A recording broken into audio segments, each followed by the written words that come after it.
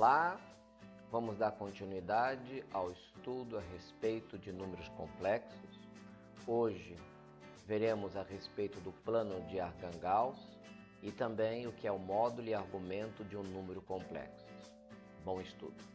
Introdução. Como que podemos entender a respeito deste plano Archan-Gauss? Então tudo iniciou lá no seu século XIX com Gauss e outros matemáticos que observaram, assim como cada ponto de uma reta corresponde a um número real, cada ponto do plano podia também ser associado ao número complexo. Então, do que se trata isso, especificamente? Então, convencionou-se que vamos associar esse número complexo que vocês já aprenderam, novamente vou sempre deixar o link aqui, ZA mais BI, a um ponto nesse plano cartesiano, AB, ou seja, estabelece uma correspondência biunívoca entre os elementos do campo dos complexos e os pontos do plano XY, que nós vamos ver, que é o plano cartesiano.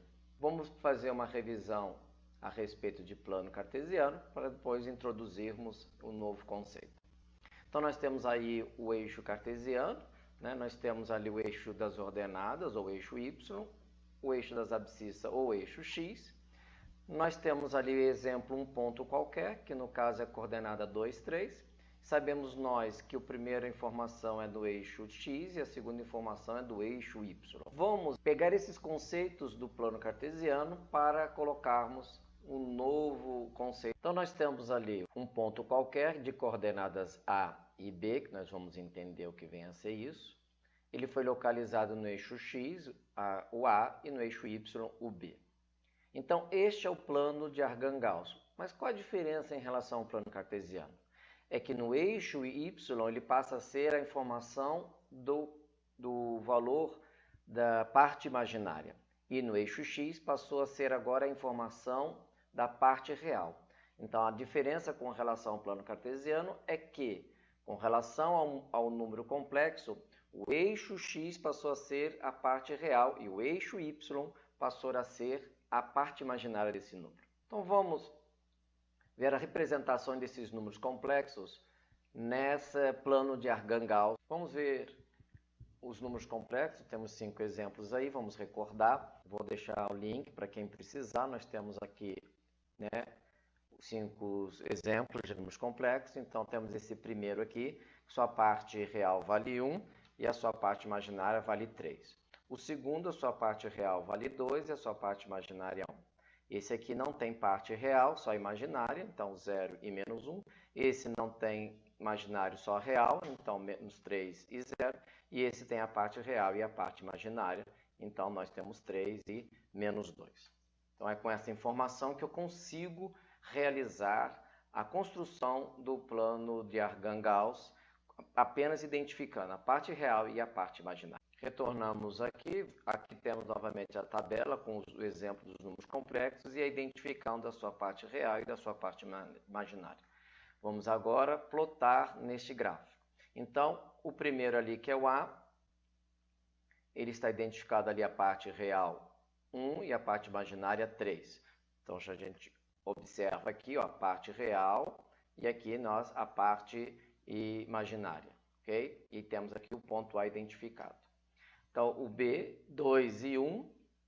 O C ele só tem a parte imaginária, então fica no eixo do imaginário.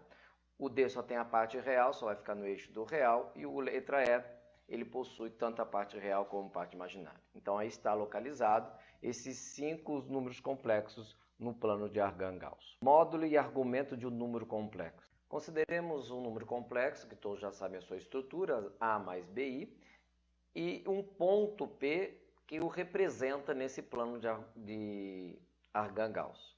Então, nós temos ali bem identificado a parte real. Temos agora aqui a parte imaginária, no eixo do imaginário. Então, construímos aqui em um dado localização a parte real e aqui a parte imaginária. Ao se encontrar, nós temos aqui esse número complexo ABI. Se nós puxarmos uma linha do início do plano até esse ponto, nós vamos ter aqui uma reta, a qual nós chamamos de Rho, uma letra grega. E aqui temos o quê? O famoso triângulo, né? Um triângulo retângulo, porque aqui temos um ângulo de 90 graus. temos aqui, entre essa parte do triângulo chamada hipotenusa e aqui a parte adjacente, um ângulo que nós chamamos de θ. Então, esse é um triângulo retângulo e todos nós sabemos, através dos conceitos da trigonometria, ou melhor, da geometria, e que um triângulo retângulo nós podemos calcular a famosa Teorema de Pitágoras, que todos já conhecem. Nós vamos pegar a hipotenusa deste triângulo ao quadrado e a medida dos lados, aqui vale A e aqui vale B, ambos ao quadrado. Tirando a raiz, nós temos aí o que nós consideramos que essa distância da origem até o ponto do imaginário, das coordenadas do imaginário, que ρ, essa medida da hipotenusa, é o módulo de Z. A outra informação que é o argumento de um número complexo. Então, o que vem a ser o argumento de um número complexo? Vamos observar aqui que o argumento de um número complexo, a qual localizamos nesse plano que chamamos agora de Argand-Gauss, temos aqui o módulo, que é essa letra grega, e aqui nós temos o ângulo formado. Então, nós dizemos que este ângulo é o argumento do número complexo. Então, nós vamos utilizar também os conceitos de trigonometria, das razões trigonométricas. Cosseno, seno pode ser até tangente. Então, nós sabemos que o cosseno de θ, o que vem a ser o cosseno desse ângulo?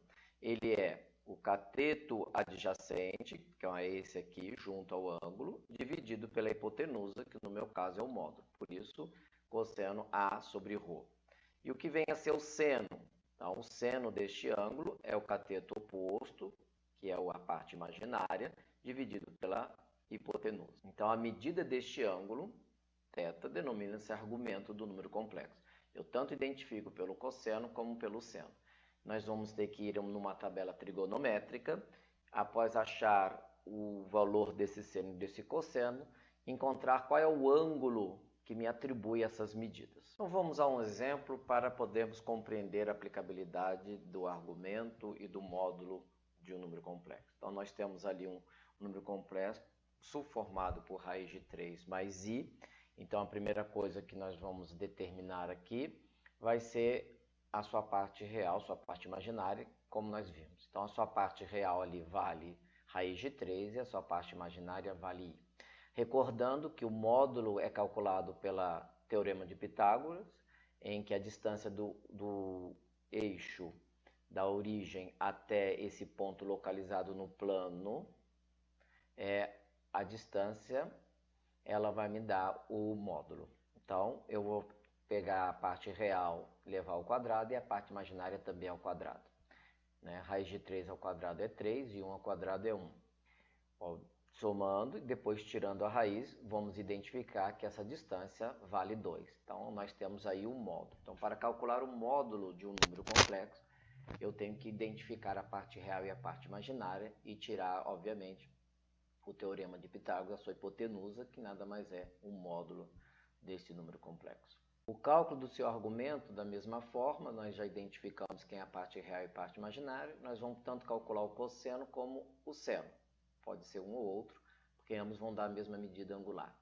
Então, a parte real dividido pelo módulo que nós já calculamos, e o seno vai ser a parte imaginária dividido pelo módulo que já calculamos. E aí, o que nós fazemos? Temos que ir numa tabela trigonométrica, temos as medidas ali, identificar qual é o ângulo que fornece este valor, no caso, raiz de 3 sobre 2 para o cosseno e 1/2 para o seno. Será o mesmo ângulo para essas medidas, tanto do cosseno como do seno. O ângulo que dá essas informações é o π sobre 6, ou 30 graus. O argumento do número complexo, porque é a representação gráfica. Nós sabemos ali que no eixo y é o imaginário e no eixo x é o real, e a localização nestes quadrantes me dá o número complexo. Eu vou localizar aqui raiz de 3 no eixo x, que é a parte real, vou localizar aqui a parte imaginária, e aqui me determina a localização desse número complexo. E essa distância da origem até o ponto P me dá o módulo. E o ângulo formado vai me dar a medida do argumento.